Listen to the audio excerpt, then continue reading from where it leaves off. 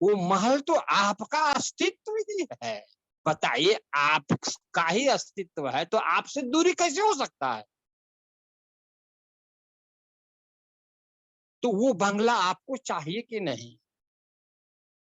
वो घर आपको चाहिए कि नहीं? वह अस्तित्व आपको चाहिए कि नहीं? कहीं जाना नहीं है भाई, कहीं आना नहीं है।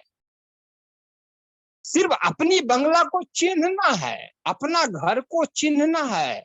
और जब अपना घर आपको परिचय मिल जाएगा और उस घर में आप समा जाओगे, तो घर के अंदर जो सौंदर्य है, घर के अंदर जो सुंदरता है, घर के अंदर जो सुख सामग्री है, घर के अंदर जो शीतलता है, घर के अंदर जो डेकोरेशन है, घर के अंदर जो आर्किटेक्ट है, इंटीरियर डिजाइन है, क्या वो आप देख नहीं सकते हो?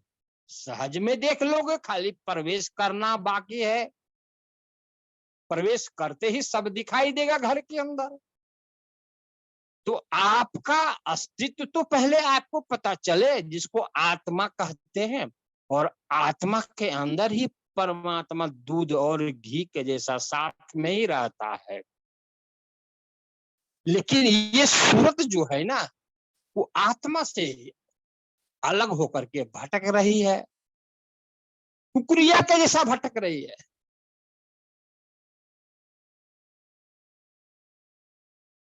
आत्मा को छोड़ती है और आत्मा के बाहर ये भटक रही है।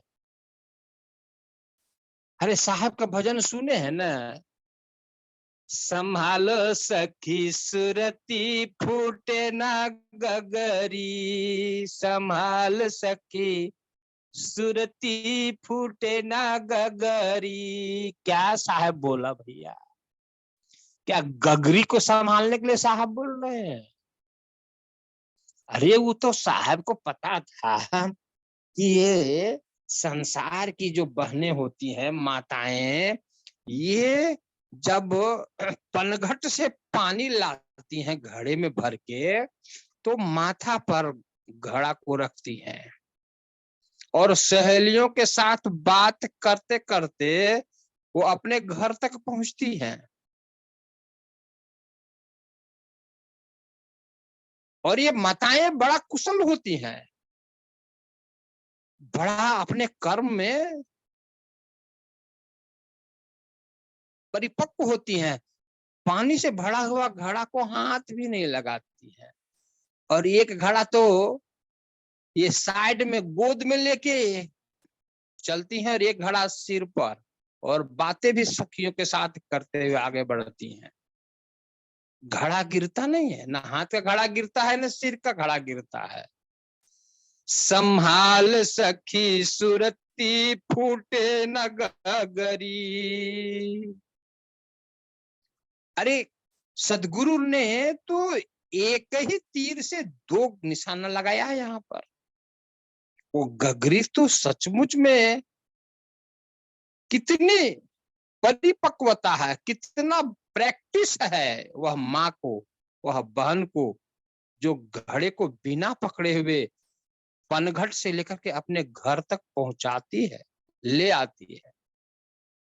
पकड़ती नहीं है, लेकिन सिर पर से गिरता भी नहीं है। बस पलट दो पासा। ये भौतिक जगत का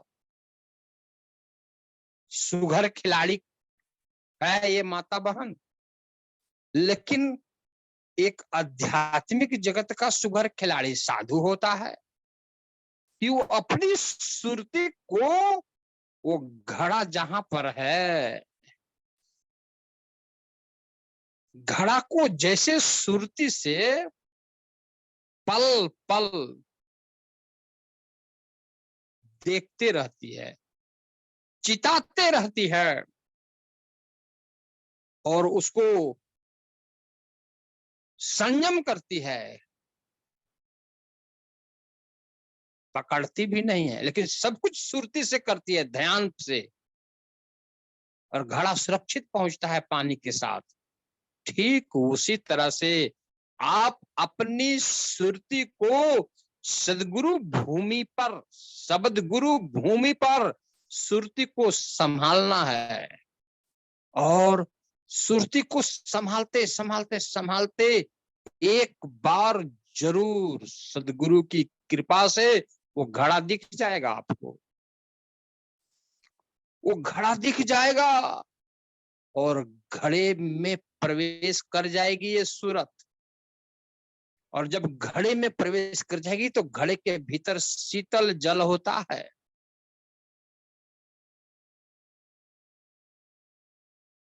घर में प्रवेश कर जाएगी और घर डेकोरेटेड है, सौंदर्य से भरा हुआ है, विज्ञान और विज्ञान की कलाओं से ओतप्रोत है। अरे कहाँ कोई संसार में आर्किटेक्ट आज तक दिखाई दिया मुझे, जो उस शब्द के भीतर जो विज्ञानमय चित्र है, अस्तित्व है, जिसमें चेतना उभया उल्लंघिनी,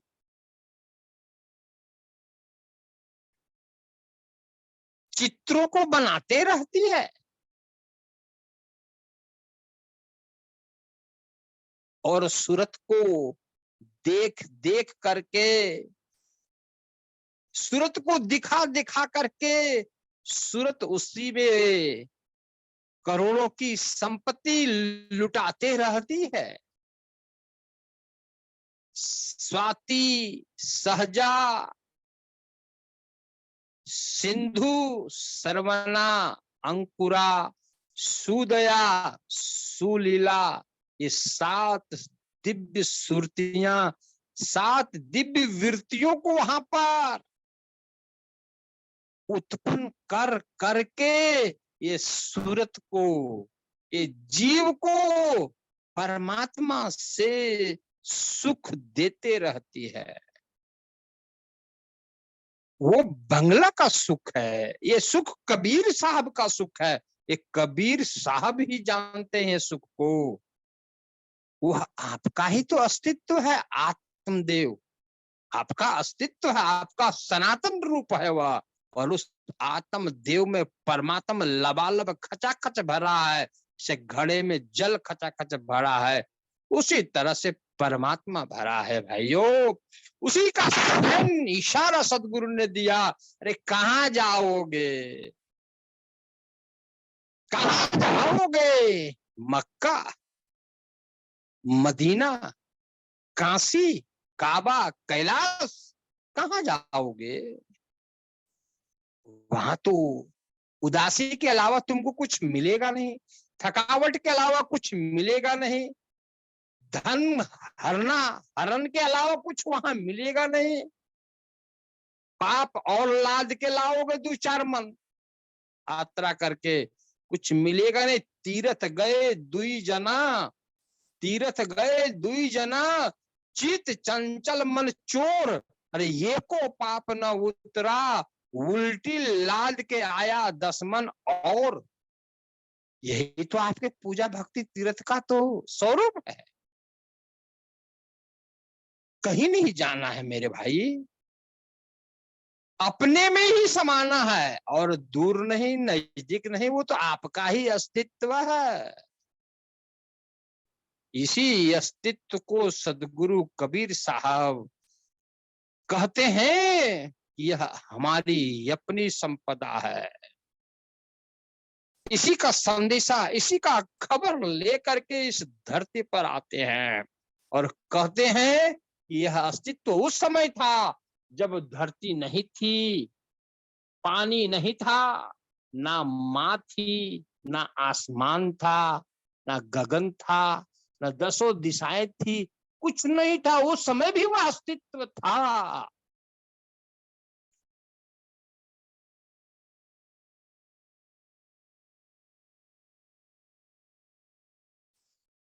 अब मैं यहां पर कहता हूं कि लड़ना बंद करो कि मेरे गुरुजी का नाम कबीर साहब है। दूसरा बोलेगा मेरे गुरुजी का नाम धर्मदास साहब है। मेरे गुरुजी का नाम बाबा नानक है, मेरे गुरुजी का नाम संत रैदास है, सदाफल स्वामी है। अरे मूर्खो, कपड़ा का गुणगान कब तक करोगे? पोशाक का गुणगान कब तक करोगे?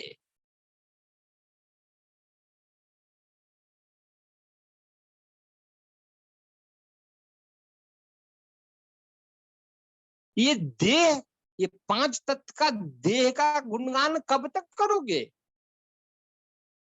राम जी तो चल गए सरजू में अपना पोशाक को उतार के, तो राम जी को तो चिन्हा नहीं, जाना नहीं, और पोशाक जो है उनका, उसको दीवार में टांग दिए हो, और ओम जय जगदीश हरे स्वामी जय जगदीश हरे कर रहे हो। कृष्ण अपनी पोशाक को उतार दिया, कृष्ण चले गए, वो सनातन चला गया, वो दिव्य आत्मा चली गई, और पोशाक के पीछे पड़े हुए हैं पूरी सृष्टि झाड़ के, और कहते हो हम राम भक्त, हम कृष्ण भगत, हम जीसस भगत, हम सदाफल भगत, हम कबीर भगत। अरे मेरे भाई, ये पोशाक कुछ कर सकता है आपको क्या? ये पोशाक आपका स्वामी हो सकता है क्या? ये हार्ड मांस का शरीर,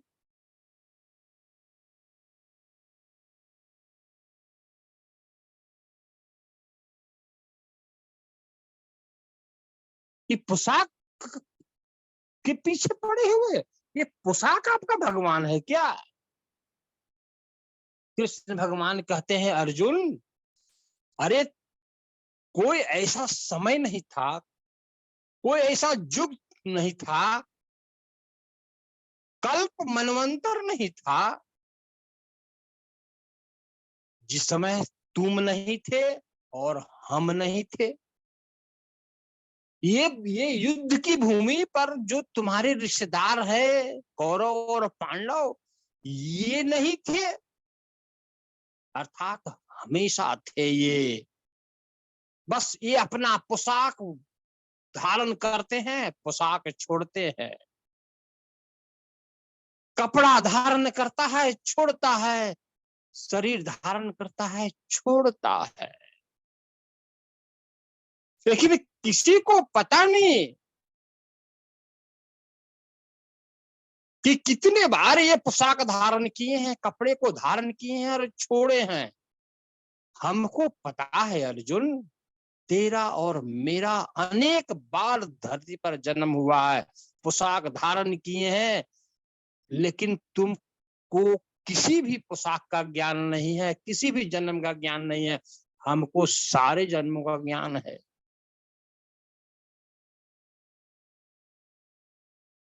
सबका पोशाक उतार दिया जाए, सदाफल स्वामी का पोशाक हटा दिया जाए, कबीर साहब का पोशाक हटा दिया जाए, गुरु नानक बाबा का पोशाक हटा दिया जाए, धर्मदास जी का पोशाक हटा दिया जाए,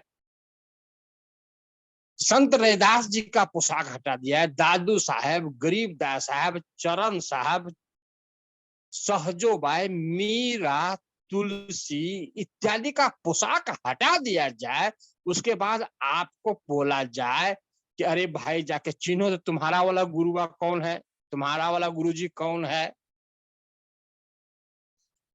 आप लोगों में किसी में मजाल के चिन्ह दोगे कि हमारा ये है गुरुजी, हमारा वो गुरुजी है?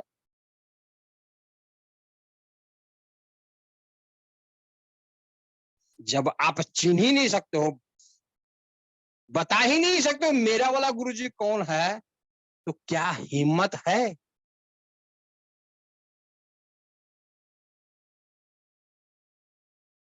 कुछ बोलने को?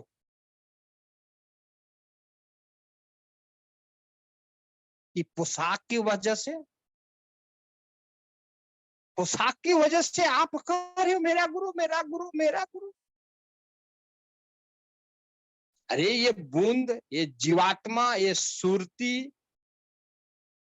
ये किरणें, ये रश्मियां, पोशाक धारत की मनुष्य का शरीर, कोई सदाफल का शरीर, कोई धर्मदास साहब का शरीर, कोई कबीर का शरीर, कोई नानक का शरीर। अब ये शरीर तो इन लोगों का यही खत्म हो गया।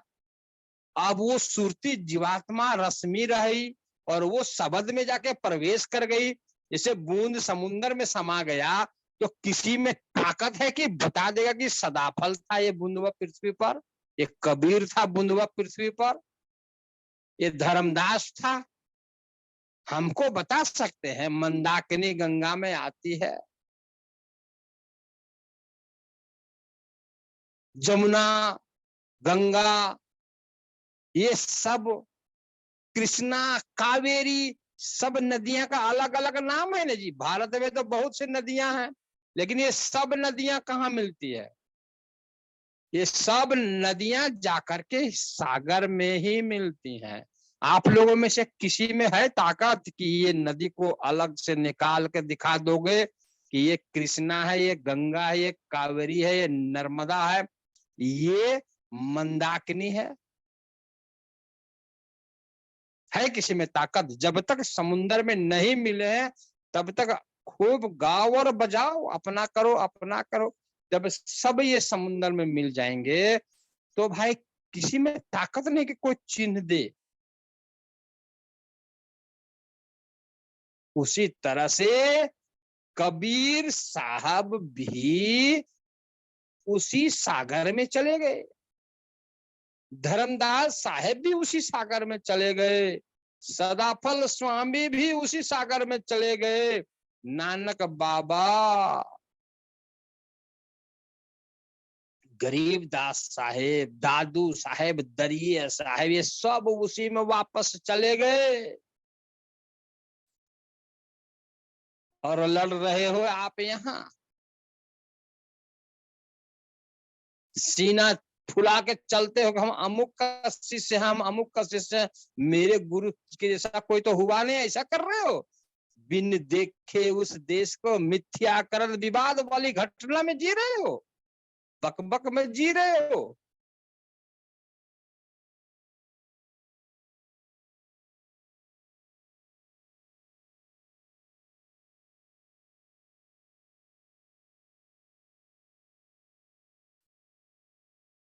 साहब तो यही बात तो कहा, जल में कुंभ में जल, कुंभ में जल, जल में कुंभ, बाहर भीतर पानी। फिर कहता हूं, कुंभ में जल, जल में कुंभ, बाहर भीतर पानी। फूटा कुंभ जल जल ही समाना, यह तथ्य कथो ज्ञानी। अरे भाई, सभी घड़ा पानी से भरा हुआ है और ये घड़ा को समुन्द्र में रख दीजिए तो घड़ा का जो परिधि है, अस्तित्व है, वही तो सदाफल कहलाया, वही तो कबीर कहलाया, वही धर्मदास कहलाया। वो घड़ा के अस्तित्व को समाप्त हो जाने के बाद, घड़ा यदि फूट जाए, उसके बाद सभी घड़ा फूट जाए, उसके बाद नहीं, मैं सभी घड़ा फूट जाए, उसके बाद आप बता सकते हो कि कौन घड़ा में कौन पानी था? सभी पानी मिल गया समुन्द्र में, सब समुन्द्र हो गए। घड़ा का अस्तित्व ही अलग अलग दिखता था, घड़ा का अस्तित्व समाप्त होते ही एक ही हो गए। कहीं कबीर नहीं, कहीं धर्मदास नहीं, नहीं कबीर नहीं धर्मदासा, अक्षर एक सब घट ही निवास।